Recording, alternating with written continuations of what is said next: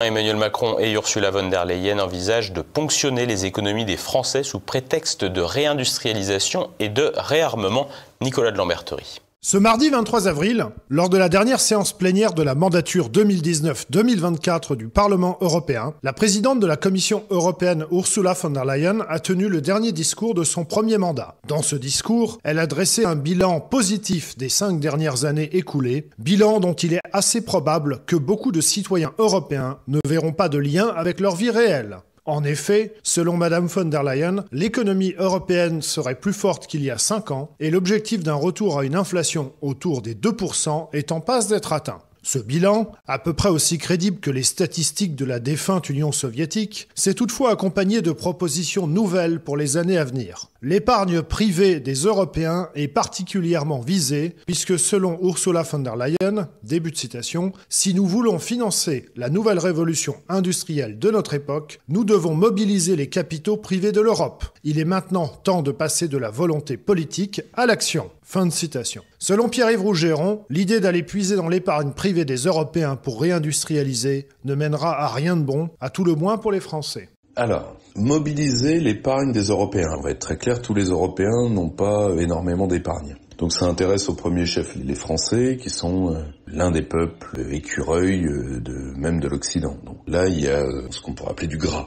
Alors, c'est très très drôle que quelqu'un qui appartient à la tradition libérale et oligarchique comme Emmanuel Macron, européiste radioactif, parle d'orienter l'épargne parce que c'est ce que tous les siens ont combattu en combattant le plan, en combattant le circuit du trésor, c'est-à-dire en combattant ce qu'a fait le cœur battant de la France des 30 Glorieuses. Et donc, ils veulent reprendre ce qui était une bonne idée et la mettre dans leurs mains. Et dans leurs mains, tout le monde a des craintes, parce que dès que vous entendez mobilisation de l'épargne, vous vous dites déjà, ils nous surtaxent, et ils vont nous prendre le peu restant. C'est dans toutes les têtes. Le pire, c'est que je crains que vous n'ayez pas tort, parce que c'est un projet qui est nuisible pour moi à plusieurs niveaux. Premièrement, il n'y a plus, parce que les amis de M. Macron les ont détruits, les instruments financiers au sein de l'État. La Banque de France est devenue une banque servile du système eurocratique. Il n'y a plus, ça n'existe plus. Donc, on va demander à qui? On va demander aux gens à qui M. Macron délègue les services financiers. Eh bien, il suffit de voir la liste de nos SVT, de nos spécialistes en valeur du Trésor. Donc, on va demander ça à qui? On va demander de l'aide à des ingénieurs financiers américains, principalement.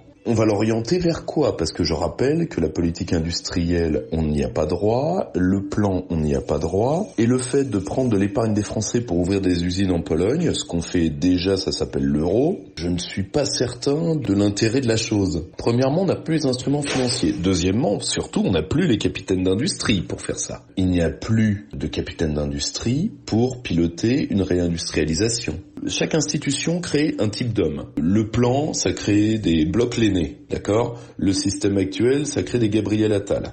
Bon, le problème, c'est que on peut faire des tas de choses avec une baïonnette sauf s'asseoir dessus, et il y a des tas de choses qu'on peut pas faire avec Gabriel Attal, et en tout cas pas ça. Donc, vous n'avez pas les hommes pour la réindustrialisation, vous n'avez pas les hommes pour faire la part financière, disons, efficace, et en même temps, le terme éthique serait mauvais, mais en tout cas propre pour le faire. Donc vous n'avez pas les hommes pour l'un, vous n'avez pas les hommes pour l'autre. Et surtout, vous allez réindustrialiser, vous allez faire des révolutions sur quoi? Vous allez faire des révolutions industrielles qui sont déjà largement commencées aux États-Unis, donc et dans laquelle les Européens, parce que ils ont voulu écraser les champions, parce que les champions étaient français et un peu italiens, j'en étais témoin au Parlement européen, ont pris un retard colossal parce qu'il n'y a pas plus d'Europe de la technologie que d'Europe tout court, et il n'y en aura jamais. Et donc vous allez parier sur quel projet? Des projets qui vont se délocaliser aux États-Unis dès qu'ils auront bouffé les fonds publics? Donc, vous n'avez pas les hommes pour faire le volet financier, vous n'avez pas les hommes pour faire le volet industriel, vous n'avez pas les projets. Donc, qu'est-ce qui vous reste? Eh ben, vous avez les intermédiaires.